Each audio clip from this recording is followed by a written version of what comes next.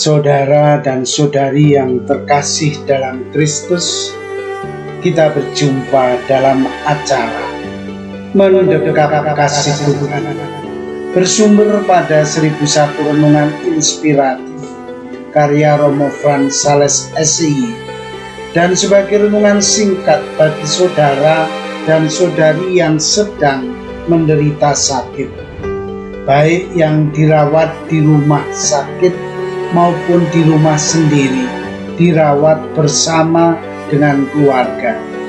Dengan saya, Romo Valentinus Tejantara SI, dari komunitas Teluk Betung, Lampung.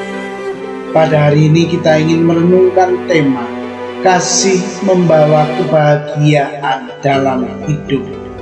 Suatu hari seorang anak lelaki miskin yang hidup sebagai penjual asongan dari pintu ke pintu menemukan bahwa di kantongnya hanya sedikit tersisa uang beberapa sen. Saat itu dia sangat lapar. Anak lelaki kecil itu memutuskan untuk meminta makanan dari rumah berikutnya yang akan dikunjungi. Tetapi anak itu kehilangan keberanian saat seorang perempuan muda membuka pintu rumah.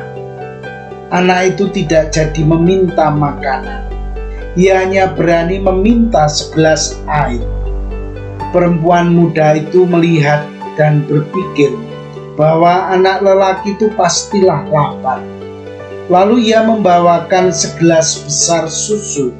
Anak lelaki itu meminumnya dengan lambat dan kemudian bertanya, "Berapa saya harus membayar untuk segelas besar susu ini?" Perempuan itu menjawab, "Kamu tidak perlu membayar apapun. Ibu kami mengajarkan untuk tidak menerima bayaran untuk kebaikan." Anak itu menghabiskan susunya dan berkata, "Dari dalam hatiku aku berterima kasih kepada Anda." Sekian tahun kemudian, perempuan tersebut mengalami sakit yang sangat kritis. Para dokter di kota itu sudah tidak sanggup menanganinya. Mereka akhirnya mengirimnya ke kota besar di mana terdapat dokter spesialis yang mampu menangani penyakit langka tersebut. Dr. Howard Kelly dipanggil untuk melakukan pemeriksaan. Pada saat ia mendengar nama kota asal si wanita tersebut, terbesit seberkas pancaran aneh pada Dr. Kelly. Segera ia bangkit dan bergegas turun melalui hal rumah sakit menuju kamar si perempuan tersebut. Dengan jas dokternya ia menemui perempuan itu. Ia langsung mengenali perempuan itu. Ia kemudian kembali ke ruang konsultasi dan memutuskan untuk melakukan upaya terbaik untuk menyelamatkan nyawa perempuan itu. Mulai hari itu ia selalu memberikan perhatian khusus pada perempuan itu.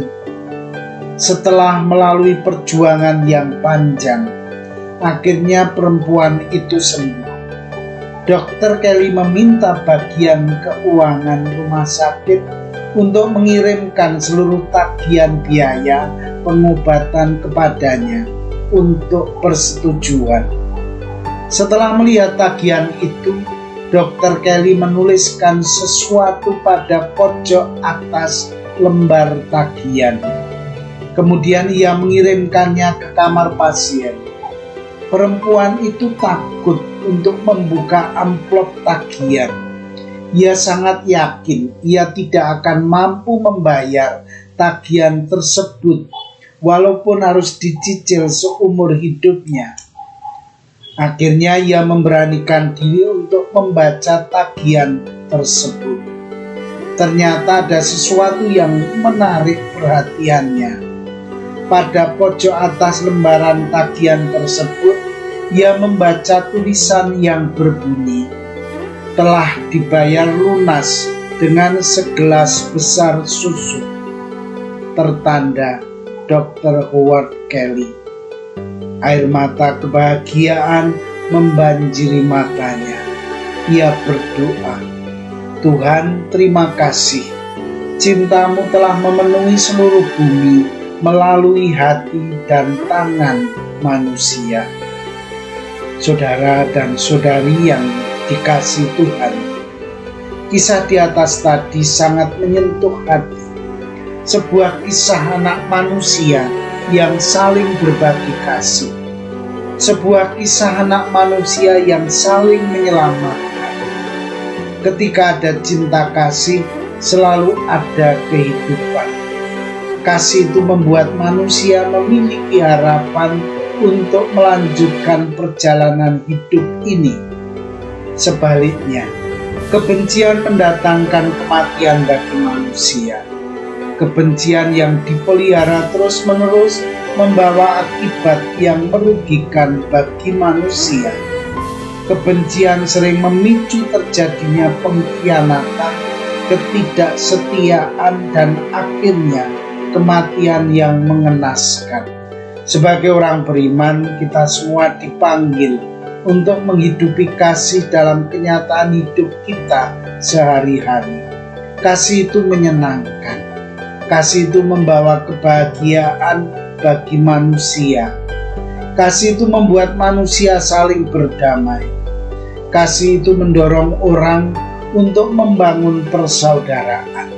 Mari kita terus-menerus memiliki kasih agar hidup kita semakin baik. Tuhan, bantulah kami hari ini untuk dapat berbagi kasih dengan siapapun yang kami jumpai. Hanya dengan berbagi kasih, hidup kami akan lebih menyenangkan. Amin. Saudara dan saudari yang terkasih, marilah mengakhiri renungan singkat kita dengan menyatukan iman, harapan, dan kasih kita kepada Tuhan. Akhirnya, berkat dan doaku selalu menyertai Anda yang sedang sakit. Semoga Tuhan memberi kesembuhan, kekuatan, dan ketabahan dalam memanggul salib hidup ini dan diberi semangat serta kesegaran. Doa dan berkatku selalu menyertai Anda. Sampai bertemu dalam renungan selanjutnya.